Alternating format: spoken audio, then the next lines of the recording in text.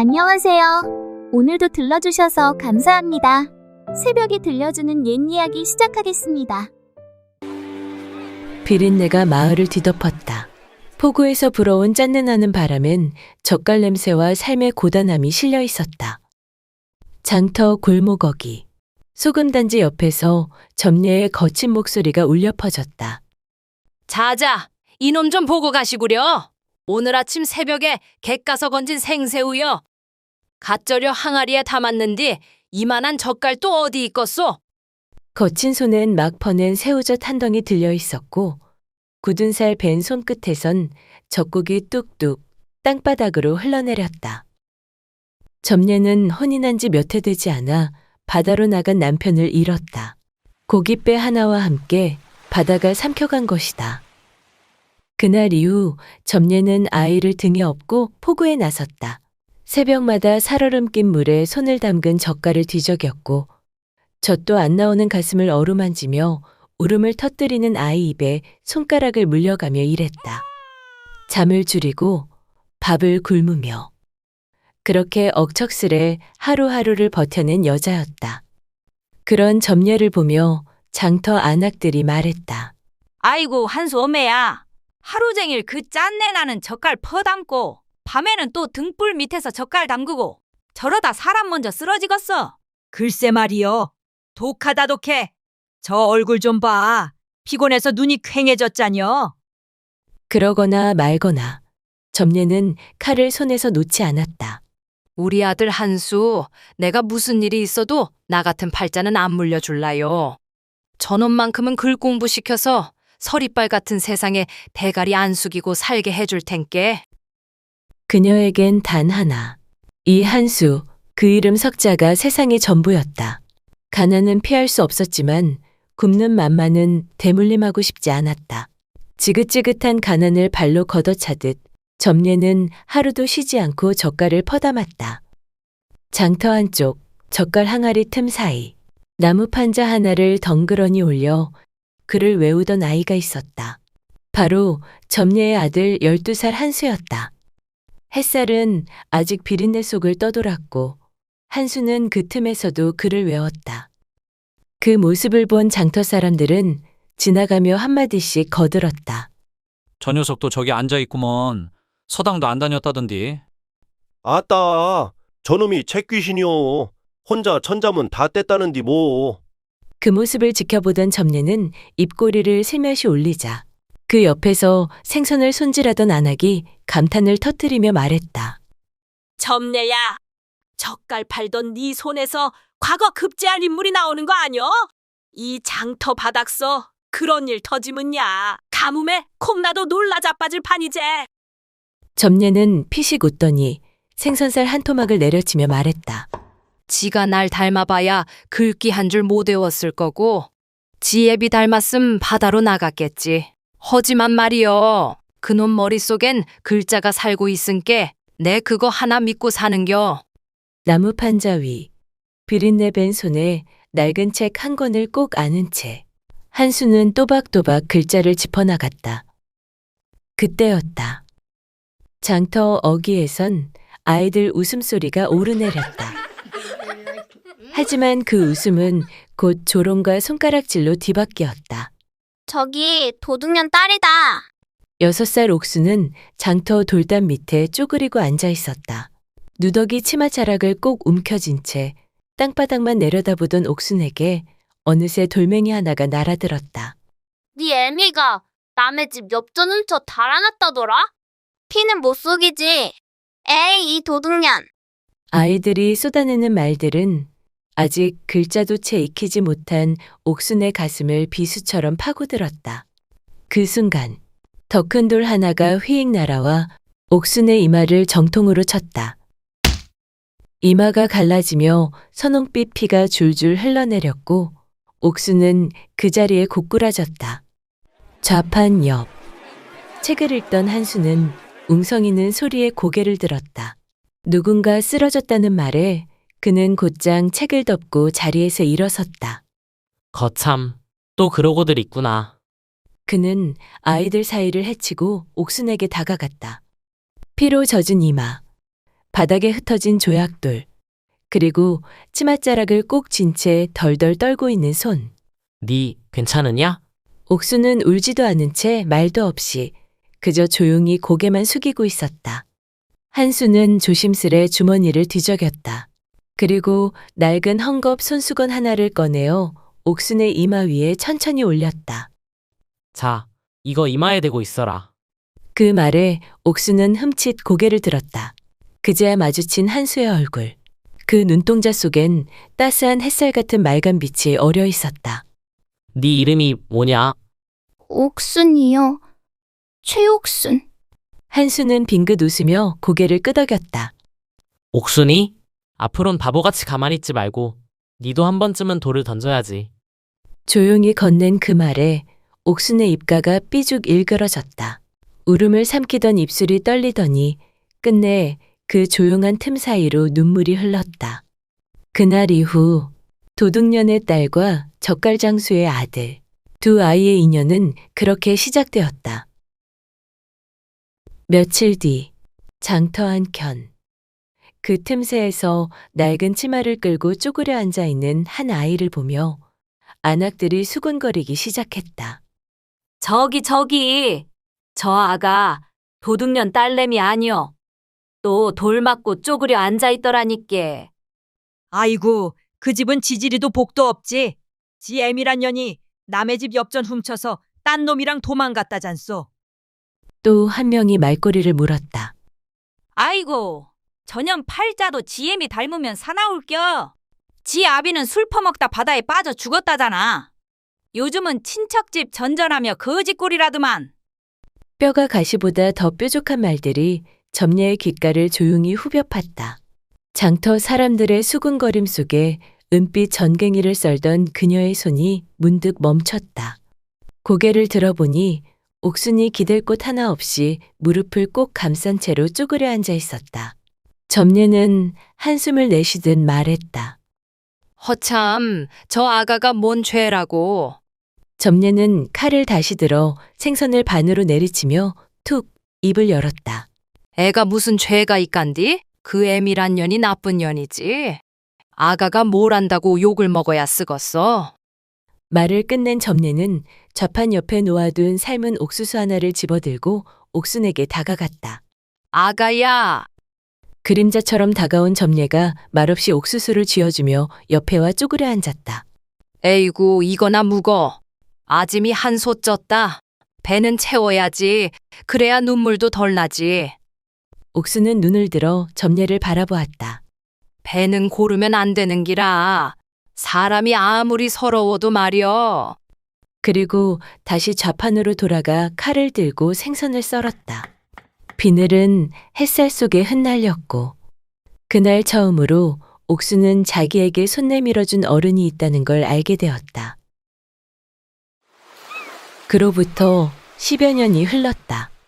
바닷바람이 마을을 휘감던 그날 장터 끝 골목에 뜬금없는 고함이 터져나왔다. 이 한수가 급제했단다. 뭐라카노? 진짜로? 그 젓갈장수 아짐의 그 아들 말이가? 마을 전체가 발칵 뒤집혔다. 포구에서 젓갈 퍼나르던 이들도 장터 좌판에서 생선 썰던 이들도 모두들 그 이름 하나에 숨을 멈췄다. 장터어기 한복판. 점례는 손에 들고 있던 젓갈 바가지를 와르르 쏟아버렸다. 뭐라고? 우리 한수가 급제를 했다고? 그 말을 들은 순간 그녀의 두 다리는 털썩 장바닥에 주저앉았다. 한참을 멍하니 앉아있던 점례는 서서히 얼굴을 감싸지더니 마침내 입을 틀어막은 채 엉엉 울음을 터뜨렸다. 내 새끼, 네가 해냈구나. 이 못난 어미를 양반 어미로 만들어줬구나. 햇살이 대문 위 기와를 쓸고 마을 사람들이 조심스레 몰려들었다. 어이구야. 저 집 말이여. 원래 최참판대가 아니여? 점례가 그 집을 샀다잖여. 그렇게 젓갈 팔아 억척스럽게 돈을 모으더니 사람 팔자 진짜 알 수 없는겨. 적국물 묻은 손에서 과거 급제한 양반이 나올 줄 누가 알았겠어. 그러니까 기와지붕 아래 점례가 앉을 줄 말이야?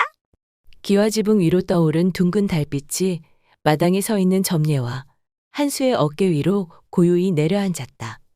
한수야, 이제 너는 젓갈 파는 계집년 아들이 아니여. 과거 급제한 양반 한수, 그게 네 이름인기라. 이제 진짜 기와집 대문 열고 드나드는 사람 된 거여. 양반 놈들이 뭐라 쑥은대든 그 놈들이 네 앞에서 고개 숙일 날이 올 게다. 기와 마당에선 한수는 고요히 무릎을 꿇고 점례를 향해 깊이 절을 올렸다. 다 어머님 덕입니다. 저 하나 믿고 그 어려운 세월을 이겨내 주신 건 어머님이셨습니다. 한수는 고개를 들고 잔잔한 미소를 머금은 채 말을 이었다. 새우젓 비린내 벤손으로 그 손 덕분에 제가 이 자리에 섰습니다. 그 말에 점례의 입꼬리가 살짝 떨렸다. 숨을 삼키듯 한숨을 들이마시며 그녀는 천천히 등을 돌렸다. 기와 대문 앞 햇살에 반짝이는 새 기와지붕을 한참 올려다보던 점례는 문득 하늘을 바라보며 혼잣말을 꺼냈다. 당신 하늘에서 보고 있어? 나 이제 여한이 없구만요. 당신 간 날부터 하루도 마음 편한 날이 없었는디 이제사 좀 웃어도 될란가 몰라. 점례의 두 눈에는 어느덧 햇살보다 더 반짝이는 눈물이 고여 있었다. 며칠 뒤 기와집 안채 마루. 점례가 장동 옆에 앉아 장을 뒤적이고 있는데 문 앞에서 익숙한 목소리가 들렸다. 어머님, 인사드릴 사람이 있습니다. 점례가 고개를 돌리자 한수가 고운 한복 차림의 젊은 여인과 함께 서 있었다. 여인은 고개를 깊이 숙인 채 말이 없고 한수는 다소 긴장한 얼굴로 입을 열었다. 제가 혼인을 허락받고 싶은 아가씨입니다.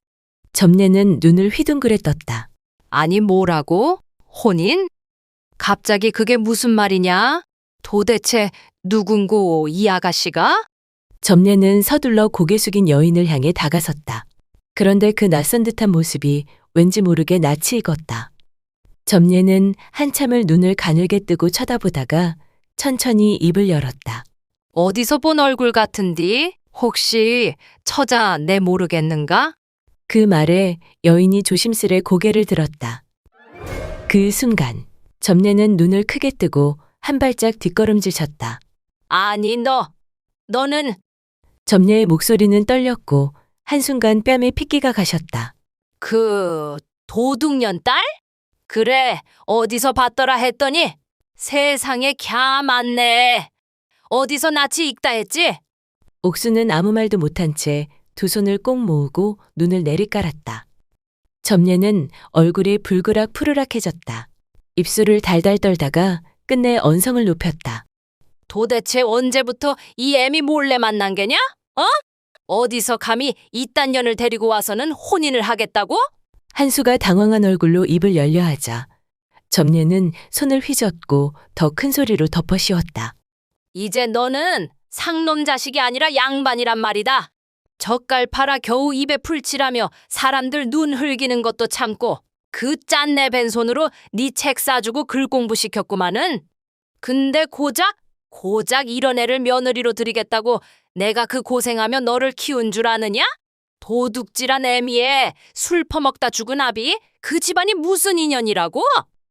옥수는 고개를 숙인 채 눈을 질끈 감았다. 한수는 그 옆에서 이를 악물고 한 걸음 앞으로 나섰다. 어머님, 저희도 힘들게 살아왔지 않습니까? 이 아이는 죄가 없습니다. 그러니 불쌍히 여겨주시고 한 번만 너그럽게. 그 입 다물어라 이놈아. 천하의 배은망덕한 놈 같으니라고. 전현이 도둑년 딸이라는 거? 동네 사람들 모르는 이가 어디 있단 말이냐? 이게 무슨 망신살이냐 참말로.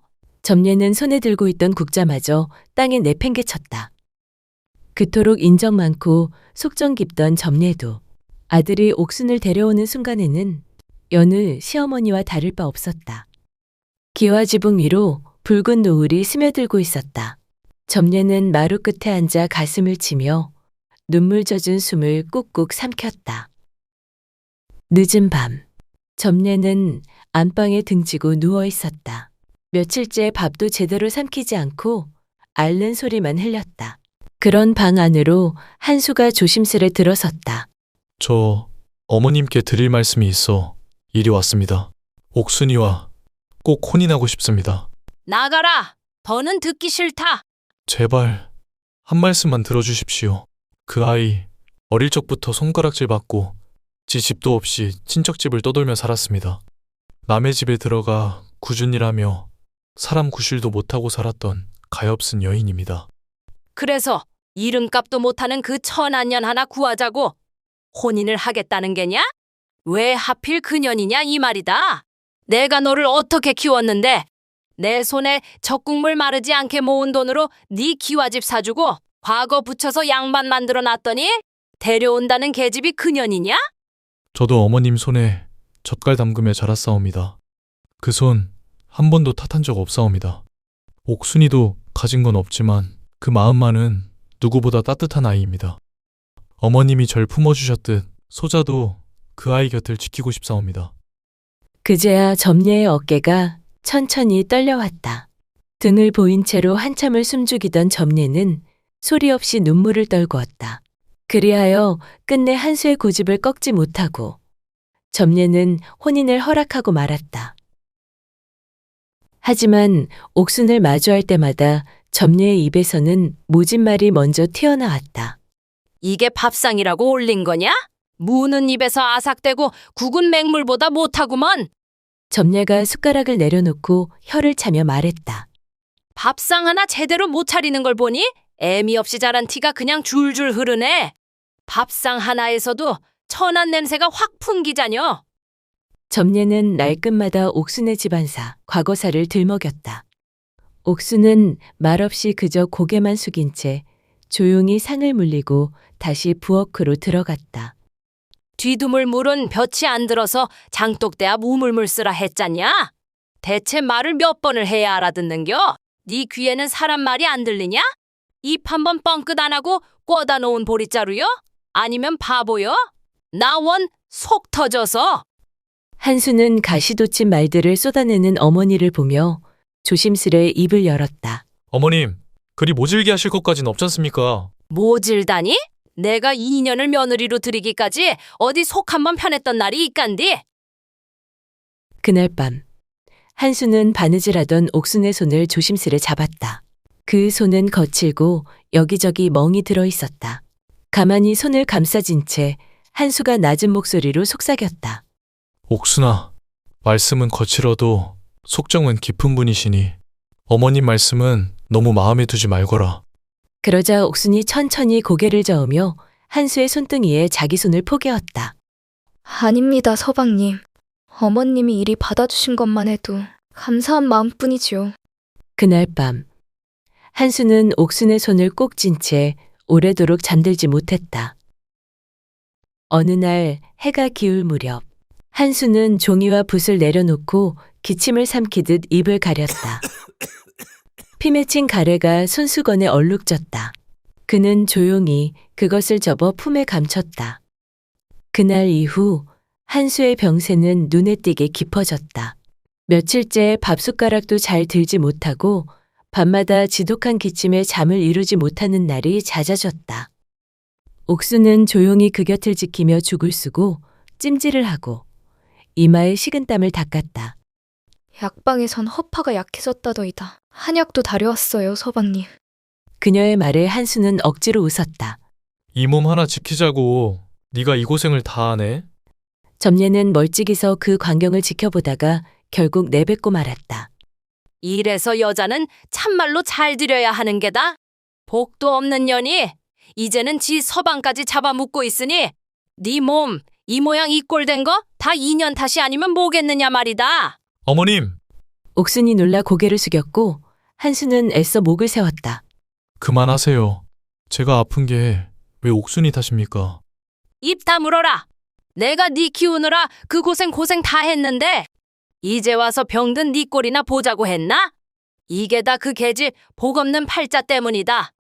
옥수는 말없이 그저 고개만 떨궜다. 그날 밤 그녀는 찬물에 손을 담그고 다음날 다릴 약재를 손질했다. 점례가 욕을 퍼부을 때도 이웃들이 수군거릴 때도 그녀는 단 한 번도 한수 곁을 떠나지 않았다. 허나 옥순의 지극한 정성에도 점례의 애타는 마음에도 한수의 몸은 날이 갈수록 쇠약해져만 갔다. 맑던 목소리는 어느새 피 섞인 기침으로 바뀌고 젊은 선비의 방 안은 한숨과 신음이 점점 더 오래 머물렀다. 약 한 첩이라도 더 지어야 되겠어요. 한양 약방에서 쓰는 인삼이 좋다 했으니 다녀오겠습니다. 새벽 전에 돌아올게요. 구슬땀을 흘리며 장터를 헤매는 옥순의 손에는 약초 꾸러미가 쥐어 있었고 손가락은 온통 덧나 있었다. 밤이면 밤마다 기침 소리에 잠들지 못해 옥순은 등을 토닥이고 죽을 식혀 수저로 입에 떠넣었다. 그 모습을 멀리서 지켜보던 점례는 문틈 사이로 조용히 눈을 감았다. 한수야, 그 기침을 달고 산 지가 벌써 얼마여. 어찌 그리 낫지를 못하는 게냐. 이 애미는 걱정이 되어 밤잠을 편히 자본 적이 없다. 점례는 결국 눈물을 흘렸다. 그러다 방에서 나오던 옥순과 마주쳤다. 옥순이 조심스레 입을 열었다. 어머님, 약방에서 기침에 좋다는 약재를 구해다 준다 하였사옵니다. 내일 아침 일찍 다녀오겠사오니 부디 조금만 더 기다려 주십시오. 서방님, 분명 나아지실 것이옵니다. 그렇게 말한 뒤 옥순은 나르지 않은 죽그릇을 두 손에 꼭 쥔 채 조심스레 방 안으로 들어섰다. 그녀는 야위어가는 한수를 바라보다 참았던 눈물을 떨궜다. 그때 한수의 손끝이 천천히 그녀의 손등 위로 스며들었다. 옥순아, 미안하다. 내가 네 인생까지 이렇게 힘들게 만들어 놓고. 그 말에 옥수는 고개를 들어 눈물 고인 눈으로 미소 지으며 말했다. 그런 말씀 마세요. 전 서방님이 계셨기에 지금까지 버틸 수 있었던 겁니다. 부디 어머님 생각하셔서 얼른 일어나셔야지요. 그 순간 살며시 열린 문틈 사이에서 그 모습을 지켜보던 점례의 두 눈에 눈물이 뚝 하고 떨어졌다.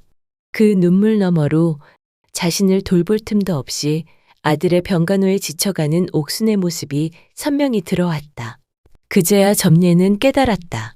그동안 자신이 쏟아낸 날선 말들이 그 어린 여인의 어깨에 얼마나 무겁고 얼마나 깊은 상처로 내려앉았을지를. 바람이 서늘했다. 늦가을 기운이 스며든 방 안은 호롱불 하나만이 깜빡이고 있었다. 한수는 거의 말이 없었다. 가슴 깊은 곳에서부터 올라오는 기침에 말끝마다 피가 섞였다. 그의 손을 꼭 쥔 점례는 눈시울을 붉히며 낮게 속삭였다. 한수야, 이겨내야지. 곧 봄이 올 거다.